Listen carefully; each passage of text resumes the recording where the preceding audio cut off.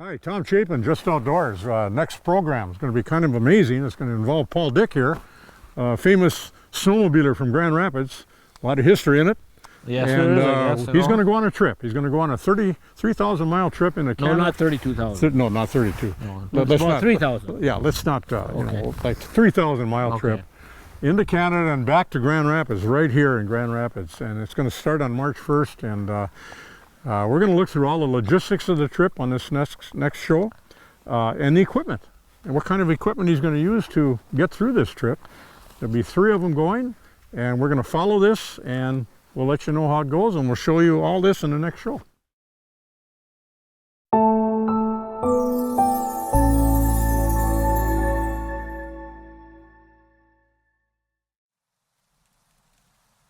Just Outdoors is brought to you in part by Jervelin Hardware Inc., Deer River. Jervelin Hardware offers a broad selection of paints and sporting goods and a complete line of plumbing and electrical supplies. Jervelin Hardware, 108 Main Avenue, Deer River.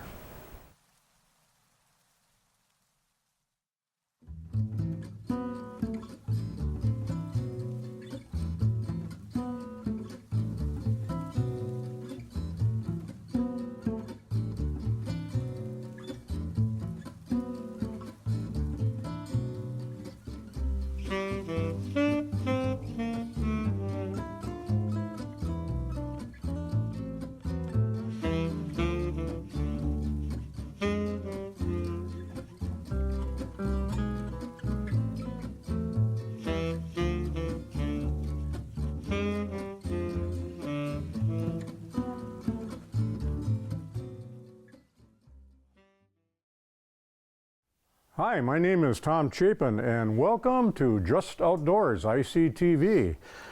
It's a beautiful winter day out.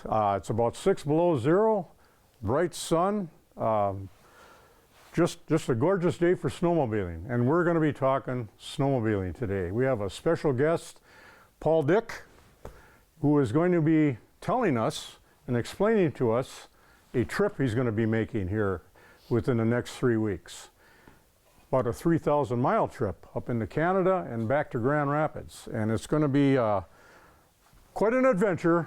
He's going to explain it. He's also going to explain the logistics of the trip and how he's going to survive a 3,000 mile trip into the hinterlands of Canada and back to Grand Rapids. So everybody kind of knows the icon snowmobiler Paul Dick, Grand Rapids. And Paul, welcome. Well, thank you. And we'd like to know a little about, Paul, everybody knows you've been snowmobiling for like 100 years. And how'd you get into this? I mean, did you start this when you were young? Well, I always had a love for snowmobiling. It started way back when we first moved up to the Grand Rapids back in 1966, and I've always snowmobiled. Then we started doing some competitive racing, whatever it was. It was just guys would put a couple of stakes out in the field and we'd go race around them and et cetera, back and forth. And then when they started the Winnipeg race from Winnipeg to St. Paul, we got involved in that. So you got involved in that, okay. Yeah, we ran that several times. 300 miles or so, or no, more than that, it was 500. I think it was 500, I think, 500, is what okay. it was. It was quite a big event. It was part of the Winter Carnival deal down there years ago. Was that in the 70s? Yep, oh yeah, back in the 70s. Okay. And it was quite a deal because the machines were junk. The best, I mean, they were all that way. It's just Yes. everything went, it was just a matter to even finish the doggone thing. And we didn't have much success in it. 1 year we did. It was okay, but we broke several things. I think it was like you lose about 75% of the racers in the thing from some kind of mechanical issue or whatever. Sure, lack of snow, wasn't it, too, a lot of it? Well, there was a lot of snow years ago. Oh, okay. Oh, yeah, that back in the 70s and problem. 80s and stuff, and then that up in Winnipeg, but it was just mushrooms. And so then, well, actually, one of my boys was reading this article about this thing up in Labrador. It's northeast of Quebec. Yes. About some kind of remote run where you go and So I didn't know, and I got to know this guy by the name of Rex Hibbert. They're a snowmobile family. He was actually down here and raced the I-500 several times. Sounds familiar. Yeah, well, his nephew was a top-notch snowcross racer, and his dad was too. So anyhow, I got a hold of him. I said, you don't want to go up there on this doggone run up to Labrador. And let me back up a little bit. Back in 94, there was a friend of mine in town. I don't know if you really want to call him a friend. No, he was a good guy. His name is Bob Camilli. You probably know the Camilli name. Harry was his dad. And he moved up to Alaska, and he was after me for a couple of years to go up there and run what they call this Iron Dog race. He went from Anchorage up to Nome and then Nome back. So I decided to go. I got a hold of Rex. I didn't know of anybody else, and he said, yeah, I'll go. So he came down here, and we built up a couple of machines. And then my buddy from Alaska, he made arrangements with some trucking outfit, and we put them in crates and shipped them up. And we flew up there and ran the race. He said, no problem. He was just he's a likable devil, you know. You're one of those guys, you like to see him come, and you're happier to see him leave, Yeah. you know. So anyhow, we took off on that doggone thing, and didn't know where we were going. There was no GPS and stuff back then. No. I got up into Galena, took my boots off, and my toe was froze, black. I don't know if you ever froze anything off. Not that bad. Anyhow, but we got up to Nome, and we were second team in the Nome. Long story short, we ended up third in that event.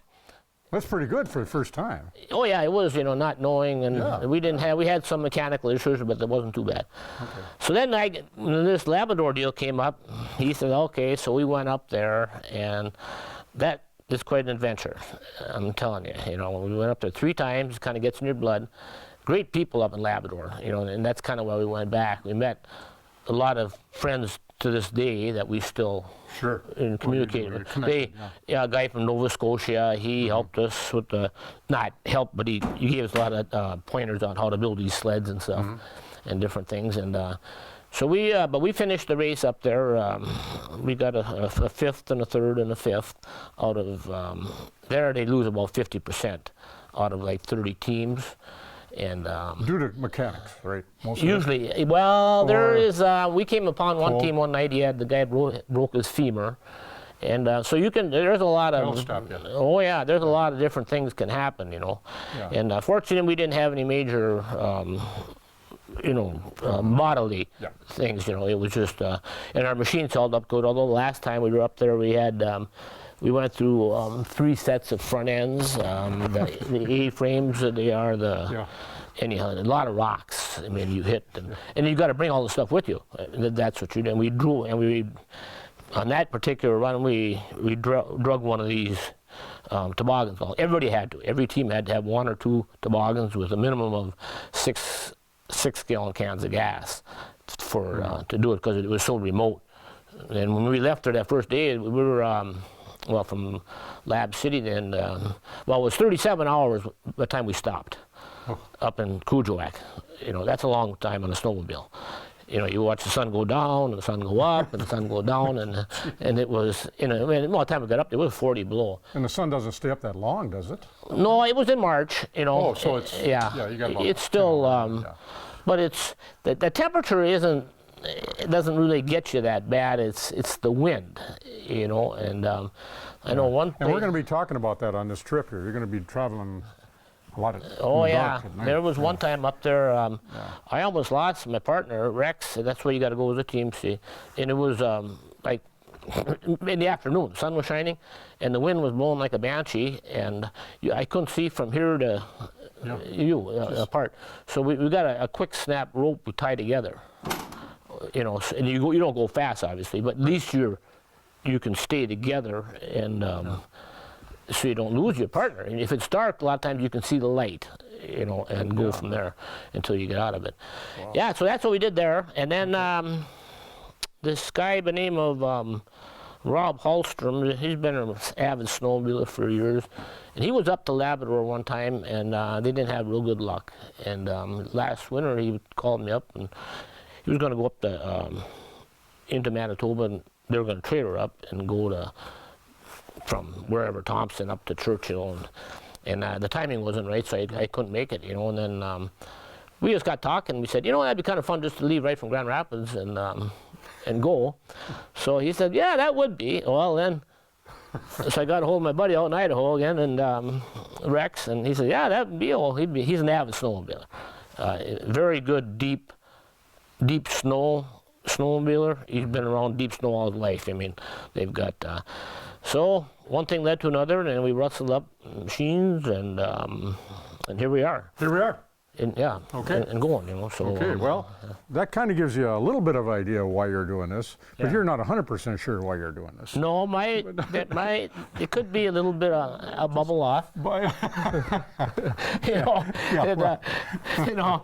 It's just, I don't know what it is. There's something about Well, it. you want to accomplish something, you want to experience something new, right? Yeah, that's right. And you you're meet a good lot at of great people. Oh, yeah. I mean, we've met this guy sure. from Nova Scotia and the guy from Canada, and they got a place up in Newfoundland. They've been down here and stayed with me.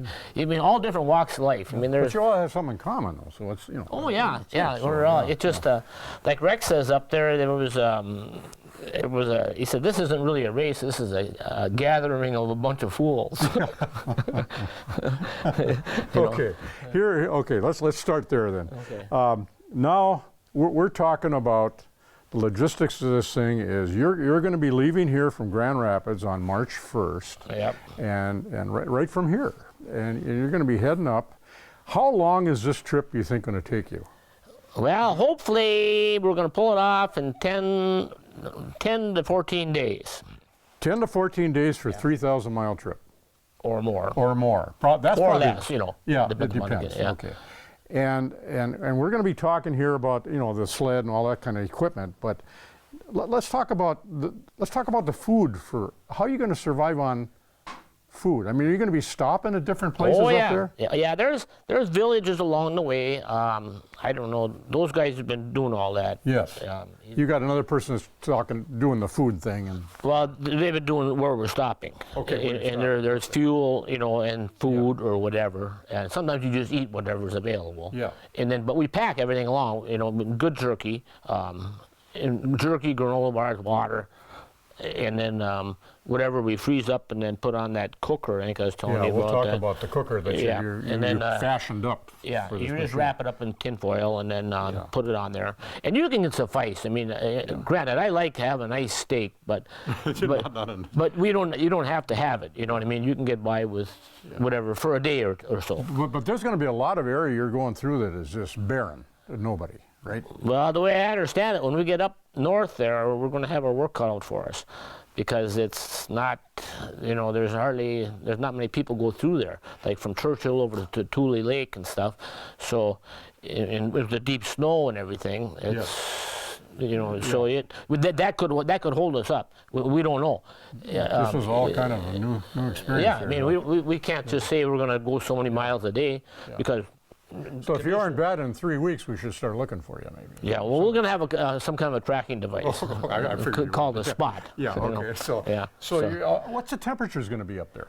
I don't know. I would suspect it could be probably similar to here. I think that you have, I don't know what, I imagine the guy could check on it, but we could have 30, 40 below, or colder, or warmer, you just don't know. And the way the machines are built today, cold weather doesn't seem to. Not really. They're all injected. Injected in 2-cycle. Yep. Two cycles. Well, they're not all 2-cycle. We chose to run 2 cycles because they. Right, but I mean that's what you're going to be. Yeah, running. but they're normal. They're lighter than. Let's give the audience a quick shot at where we're going here, where you're going. Okay. And this is the plan, anyhow. We're going to go from Grand Rapids here up to by Bodette and across Lake of the Woods. And then we get to Kenora. That's going to be the first day. That's only 300 some miles, I think. And then when we leave from there, then we're going to meander around and go west over to wherever this town is here. And then, but then again, this is going to be kind of a tough day here because there's no way of getting around this.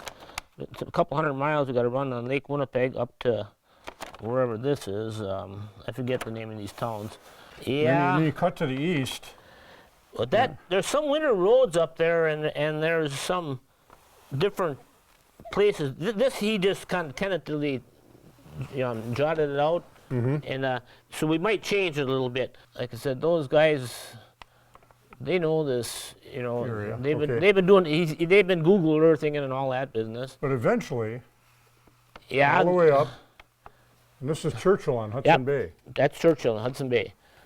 Okay. And then there's some people ask about the bears. I don't know about the bears. If they're in town or out of town or whatever, they Take your chance, huh? Yeah, nothing we can do about it, you know. Okay, yeah. But then when we get then we're going north and west out of there, Out of Churchill, this is Hudson Bay. Hudson Bay, and then we're going over here to this place called Taduli Lake, and I guess this is kind of a gray area. There's not much up there. The tree line stops right about down here, I understand. Oh, so you're above the tree line, about looks like about 100 miles. Yeah, that could be. Yeah. And then it's going to be another, and there's nothing up there to stay. There's some kind of a nurse's station, they call it, whatever that is. Yeah. If nobody's having babies, we might be able to stay there, you know. Okay. So then we're going to come back down south, and this is another gray area. You know, you can see there's a lot of water and nothing there, you know, bogs and lakes or whatever. And then down into here, and then eventually down, like we're pretty much going to skirt the whole outside edge of Manitoba. Manitoba, yep. Come down the west side of Manitoba. Yep. And Flin Flon, Yep, Flin Flon, the Paw. the Paw, Uh-huh. and then back. Well, You he kind don't of quit know that. where he- I think we're just going to shoot from the hip on here. Yeah, this is Lake Winnipeg, Uh-huh. and this is Lake Manitoba. Yep. And so you might be coming right down Lake Manitoba all the way. It's hard to say. Right. You don't know They've been exactly. working on it. I'm not really sure. Or we might go however they decide. Yeah, and you're going to get closer to human beings now, so you're Oh, going yeah. to be able to Yeah. get food and so on. But your main problem, your main logistic problem is food up in this area, because you're going to be up here for about a week, I would imagine. I would say so. Hopefully not, but we might be hunkered down up there in that hotel Manitoba, you know. Hotel Manitoba. Yeah. That's your tent. That's a tent, yeah. Which we'll be talking about. Yeah. Okay. But anyhow. All right. Well, that kind of gives you an idea, folks, of where they're going. It looks like a pretty Yeah, so reclusive little area there that. it's Not a lot not of it's not people. it's not real remote, I don't think. You know that there's places up there, and there's hydro is big business up there, and there's power lines and stuff that we're going to be running on and stuff. So it's not that we're going to be in the middle of nowhere. You're going to be taking any photos or? Oh yeah, Movies yeah, or- yeah. Oh yeah, they're gonna take Okay. it, yeah. We'll be taking photos and films and Films and stuff like that, whatever okay. it is. Yeah. Great. Well, we kind of know where we're going now, Okay. and we kind of know why. We're almost there on that. That bubble off. Yeah, and then you kind of know where you're going. You know, you have a map, two-thirds of it. Yeah. You kind of know where you're going, and but you don't know how long it's going to take, because you don't know what it's going to run into. That's right. Yeah, that's the thing. That's you know, the thing. You don't know. You could, when you say you could be hunkered down, you could be hunkered down for a whole day without moving. Oh yeah, even more. I mean, if you get a big snowstorm and the wind blows like a banshee up there, we might be stuck. Stuck there for a while. And there's nothing we can do about it, you know. Yeah. We're going to have that tracking device. Rex it's called a SPOT, S-P-O-T, I guess. It's some kind of a deal. There's a deal you can punch into the computer, the code or whatever, and then that way, I think it pings like every 10 minutes, and then they'll know where we're at. And this new one he's got now, you can text off it. Oh. So we'll have some kind of communication. We were in Labrador, we had a satellite phone. Okay. But this is... As long as the batteries hold up, right? Right. Oh yeah, you got to have batteries, you know. Yeah, okay. Yeah. Okay, Paul, here we are. Here's the old machine. One of them is 3 machines. You got 3 machines going.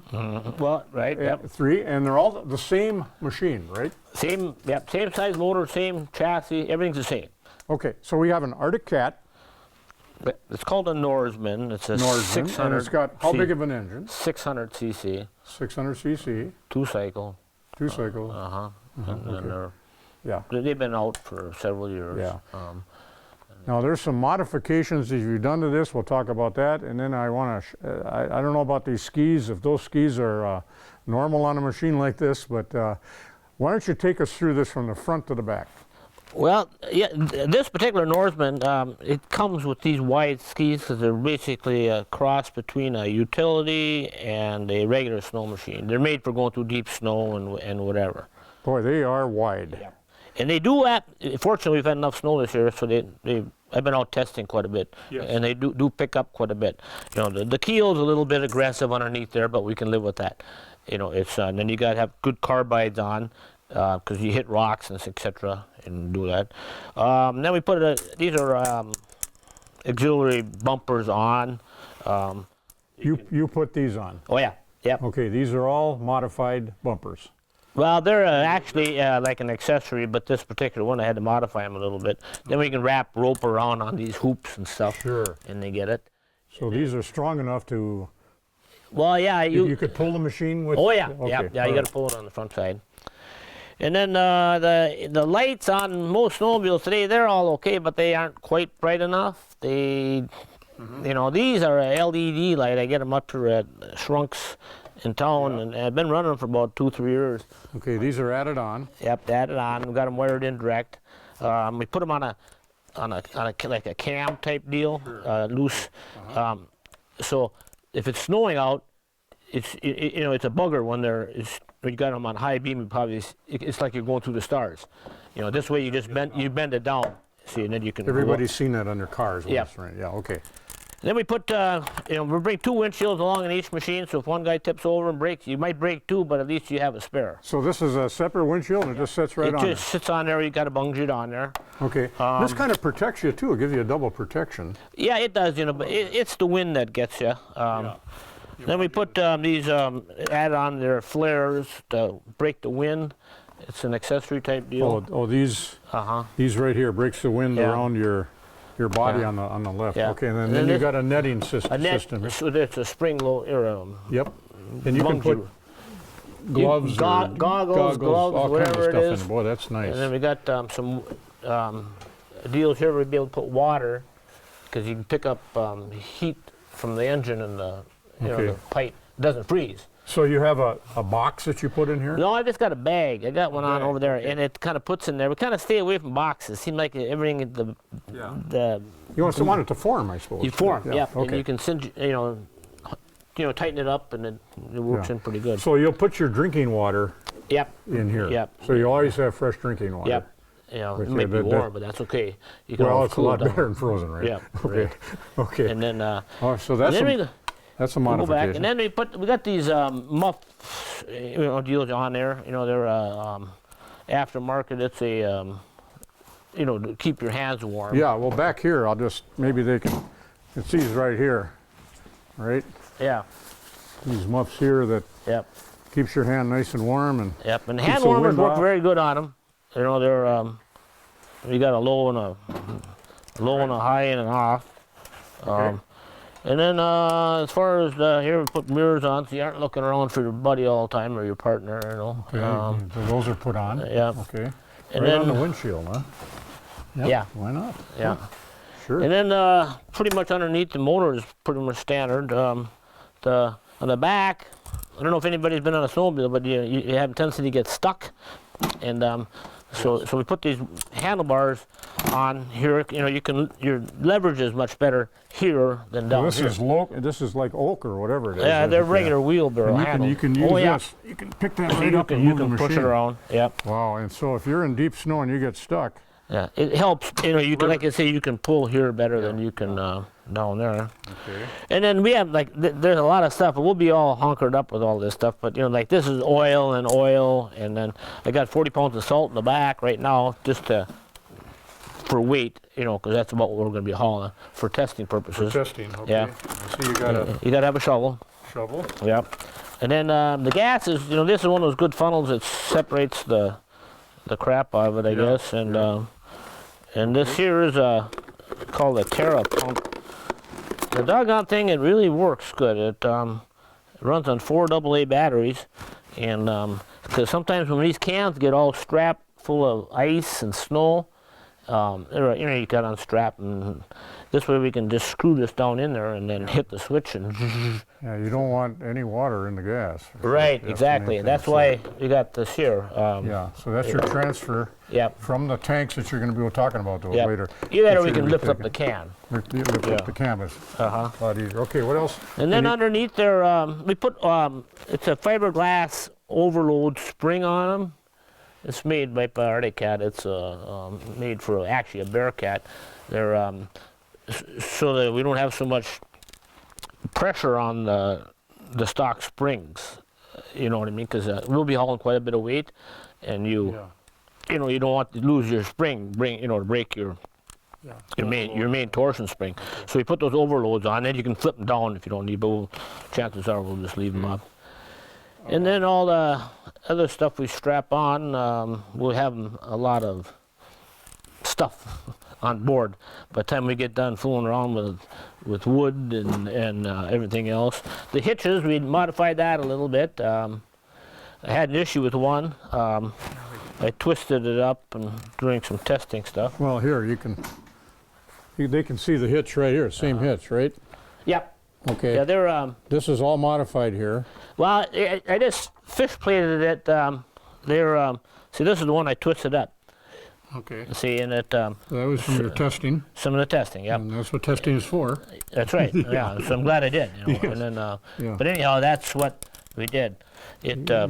Well, you reinforced it. You put heavier steel in here. Okay. And then we got to put. We got the scratchers underneath it. They call them scratchers.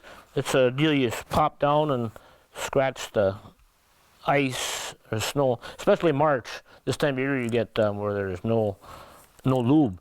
See, and you got to have snow flying around because it cools your what they call the slide rails or high facts. Yes. And also there's exchangers underneath there that to cool your motor. Mm-hmm. So we got those that are on there, and then I haven't put these on yet, but we got another. It's a cable type deal here. I don't know what this is, some kind of a carbide tip deal. You bolt that on there and that drags. See, and then like if you're on hard, icy roads or wherever, and it makes snow fly, and then the track picks it up, and then it keeps everything cool. Oh, and where does this go then? It goes right on the slide rail. On the slide rail? Yeah, right down underneath there. It you just bolt it on there. See, that's the same as these here. See this one here pops down. See, that's a spring-loaded deal. But we're gonna put 2 sets of them on. You know, this and those. Oh, I never heard of those. And that's yeah, it's important to have. It's just to get this lubrication. Lubrication, yeah, for your slide rails, and you keep your engine cold. Otherwise, you overheat. You know, and then we could be stuck. You know. Yeah. You know, trying to cool things down. I mean, it's just it's a pain, you know. Well. And then that's pretty much about all. Well, it is. But you were showing me the other day how many other items you have to take, spare items here. Well, engine parts and all that kind of stuff. Oh yeah, we're gonna bring the primary and a secondary clutch. They're pretty durable nowadays, but things can happen. You know, so up in they're just the basic clutch. You know, that's what they call the primary and then the secondary there. And then of course we'll bring probably about 3 belts a piece along. And I got some of them broke in. I break them in a little bit to get them get a glaze on them, yes. And they're a little bit more durable than. Otherwise, if you put it on our load, sometimes they have a tendency to get sticky and blow. Are you going to be lubricating along the way with some sort of oil or anything, or you just not? Really? Well, these motors are oil injected. Yeah, but I mean, as far as the clutch goes. No, you run them dry. Yep, you run them dry, and then.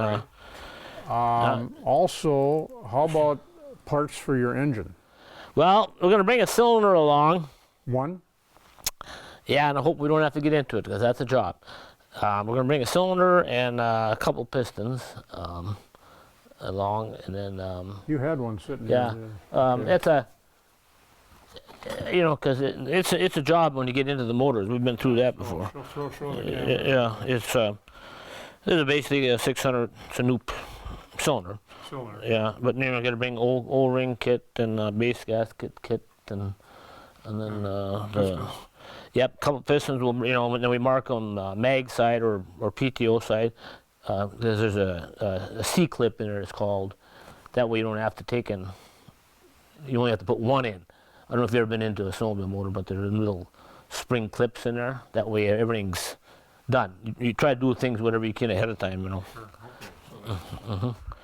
Parts of that. So you're going to be hauling a lot of stuff here. We're gonna Oh yeah, then talk about the two torsion springs in the back, you know, the left and the right. Yes. They're the main ones, and You're going to be the bringing extra ones. oh yeah, the left and the right, and then all four A arms, the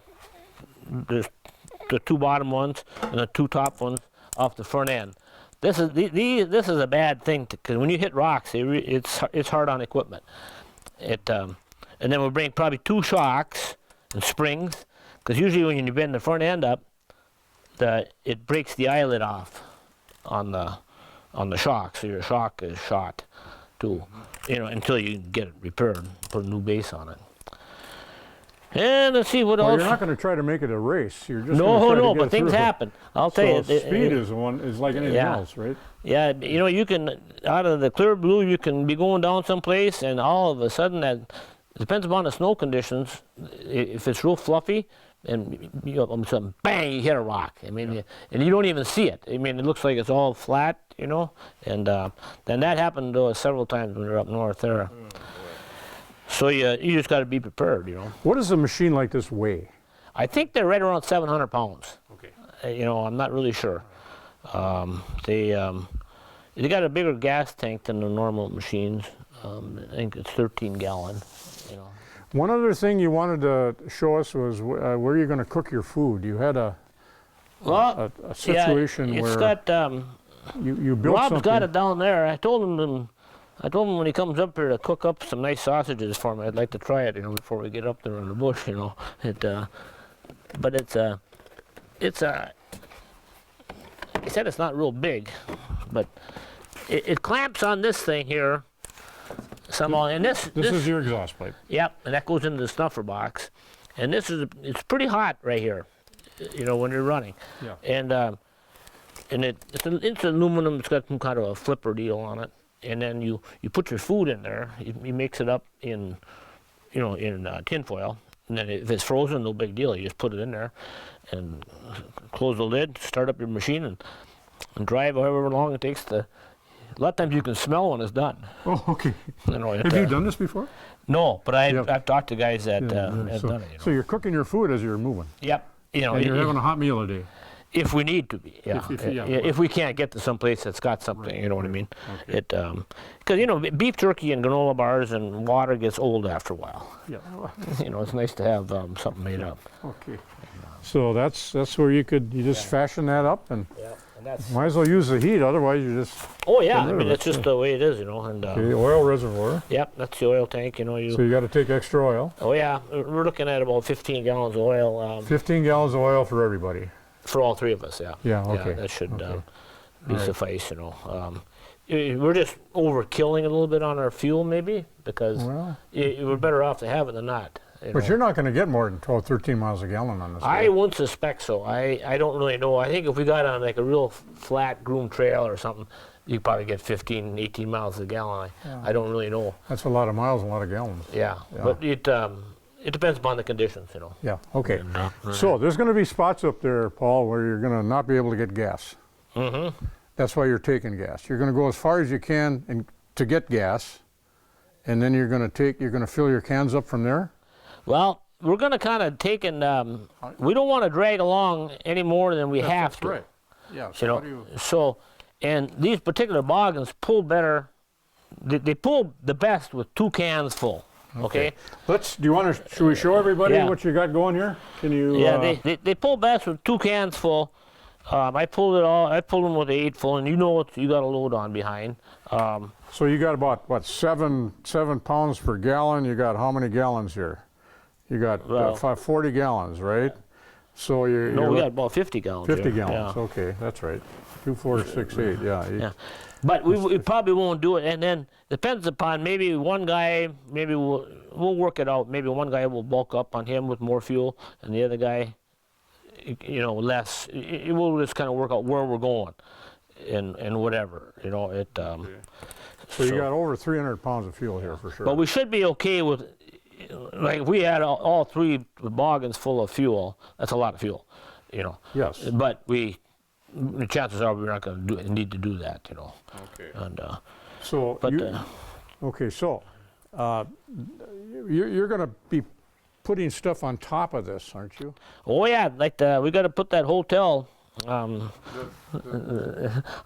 top, the tent on top of it here, and it. Your tent is like 8 by 12. You said, 8 or by something? 12, I think it is. Okay. It's I think he said it weighs about 40 pounds.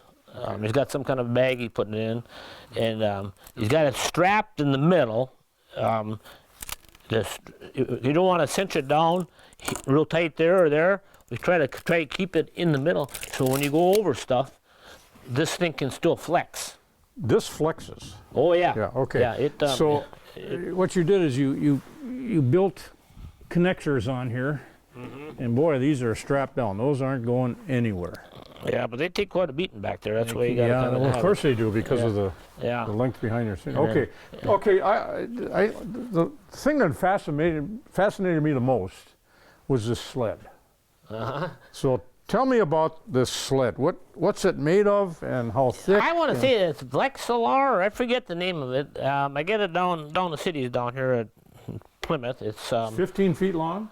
no, it's 10. It comes 10 by 8 by 10 sheet, and then I just cut it down.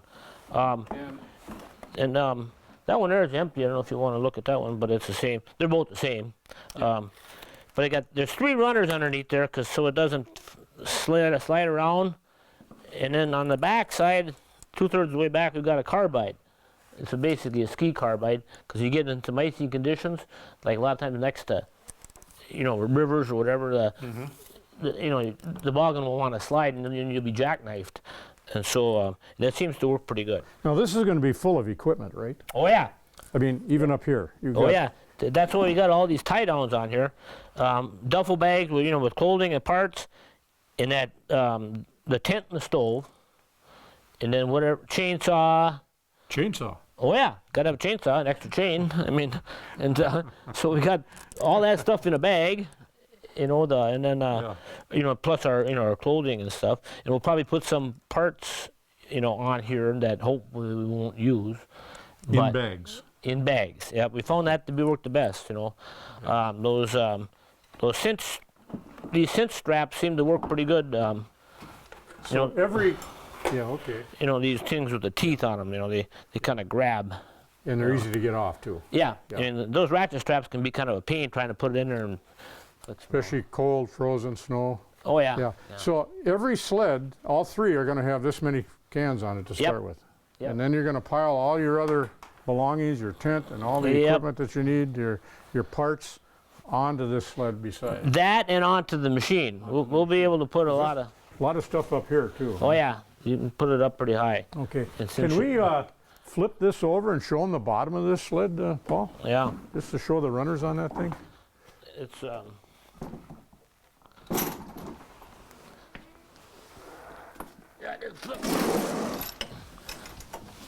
Okay. But see, there's the carbide. That's it. That keeps it from sliding. Like I say, this stuff is just slicker than the dickens. Yeah. It And how thick is this? This stuff is 3/8. That's 3/8. Yep, Okay. 3/8, and I think this stuff is 3/4 here. Yeah, 3/4. And this piece of carbide is enough to stop that thing from. Well, it'll help. help. Like if you get It'll be an assist to these. Yep. Yeah. Okay. Like those are no good on ice, but that carbide digs in. See, and I've been fooling around with it, and it seems to work out pretty good on that.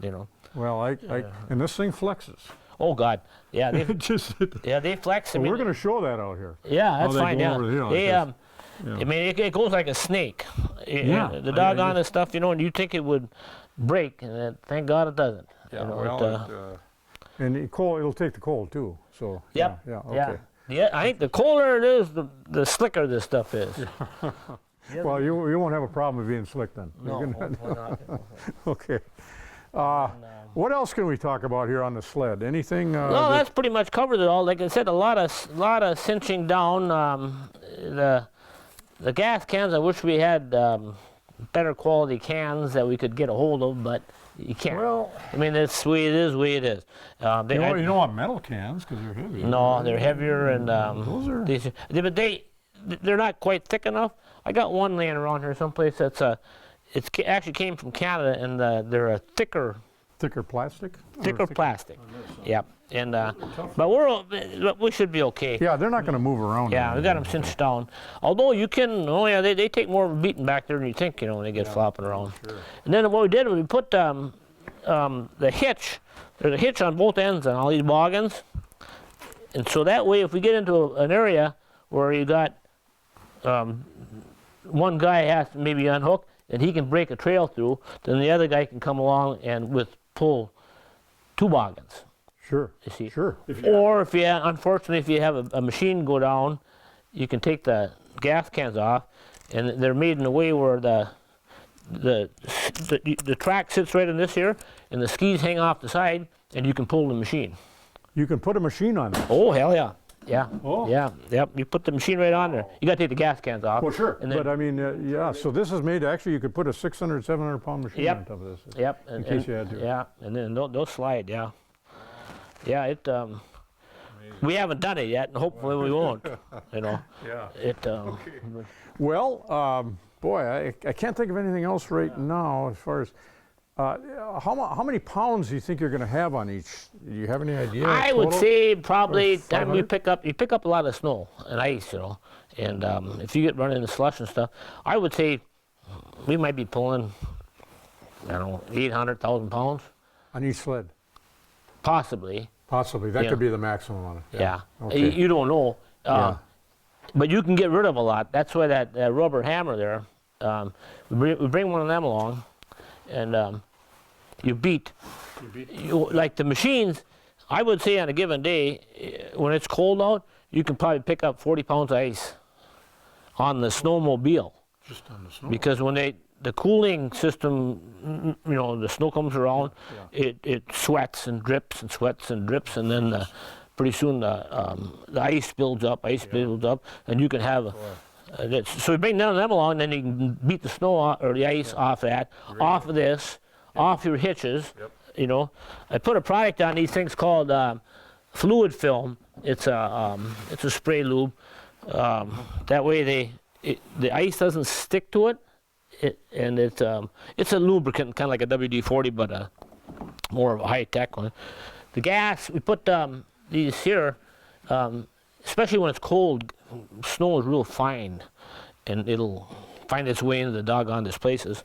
So we put baggies underneath here Oh, look at to keep sure. the Yeah, you don't want any moisture in these at Right, all. yeah, to No. keep Well, the- look at that. Sure.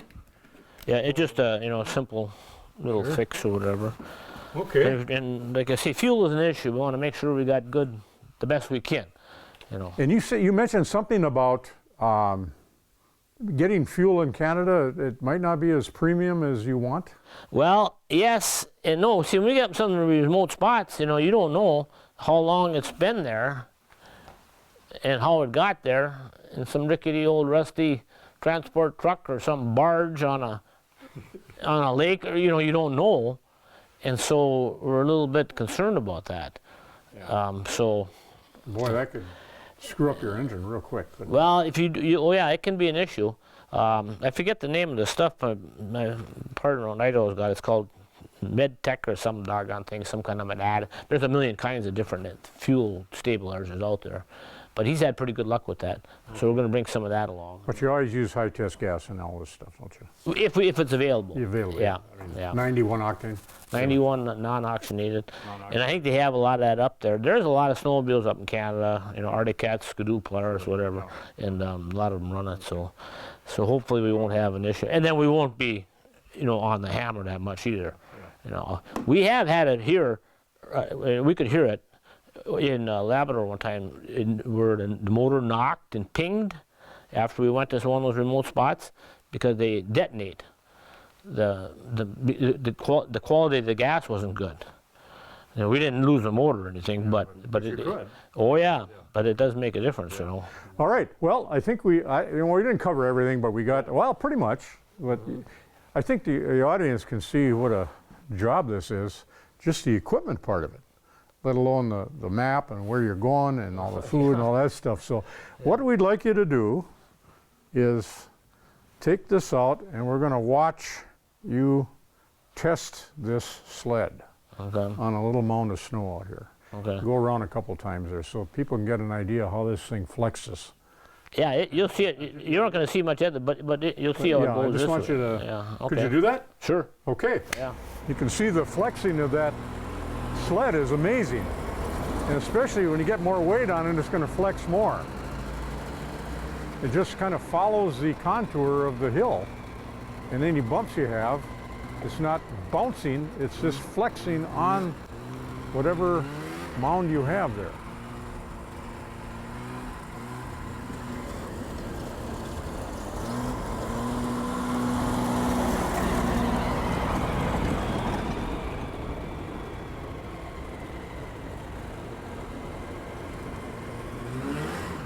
Okay, Paul, that was quite a demonstration there of that flexing of that sled, because I can see all the advantages in that, because you're hitting these small bumps, big bumps, and everything, and the more you bounce, if you've got a solid sled, the more harder it is on all your equipment and everything. Yeah, well, the idea behind it is actually for it to slide with the terrain. Yes. You know, to keep it so it slides rather than have, like the old dog sled, the two runners, well, they want to dig in like a banshee, you know. Yeah. And so they seem to work pretty good. Well, notice none of the sled ever came off the surface. Yeah. It was just kind of following the whole contour and everything. Yeah, that's kind of the idea behind it. Yeah. And they actually bend this the other way too. You know, like if you hit something, the sides will come in. Yeah. You know, that's why we didn't put any sides on them, because then you're going to lose your flexibility. Right. And so we feel pretty comfortable with them. Yeah, it sure looks good. Well, you're gonna boy, if is there ever gonna be a test on those, you're gonna give them. Then you're gonna manufacture them afterwards, right? No, probably not. You know, after this deal, you know, we'll just put her in the back. Who knows? Yeah. You can drop one off over there if you want. Maybe. Yeah. Okay. Yeah. So here's where we are. You're going on a trip. You're leaving on March 1st. We may be here to watch you guys leave. Okay. I mean, I know it's going to be 4 or 5 o'clock tomorrow. I want to get a little shot of that for the audience to see you guys leaving. There's going to be 3 machines all set up with all your equipment. What a shot that would be. So we're going to try to be there, and maybe when you come back, we find out when you're coming back too. So we wish you luck, and you know, I don't know how much luck is going to be. Probably quite a bit there. Oh yeah, you gotta. I mean, anything can happen. Hopefully, we'll have no major issues. So we'll be able to maybe find out how things are going along the way. I mean, is there going to be contacting people? The women will know. The women will know. Yeah, they'll be texting off that spot deal that we got. Yeah, that you got. So we'll be in communication. So it's not as though we're going to the end of the world. No, well, yeah, but you're probably going to feel like it when you're up there. Yeah, maybe. You know, Hudson, when you say Hudson Bay, it's almost the end of the world. You know. Yeah, I guess so. You know, I don't know how we got into this, but it's just so exciting to have a local guy like you trying this out. I don't know how many other people have ever done this, but I know around Itasca County, you know, you're kind of the snowmobile guy, and you're the man to do this and try this, and you're looking at all this equipment, and I'm excited to see how things are going to be going here, what it looks like when you get back, you know. I want to look at the machine and the sled and see how that went. Well, hopefully it'll look just like it did when we left. Let's hope so. Okay. Well, thank you, Paul. Appreciate it, hey? You bet, for doing this, and good luck on the trip, and we'll be watching in the future here to see how things go, and thanks, folks, for watching Just Outdoors, and we'll keep in touch, and we'll keep you in touch.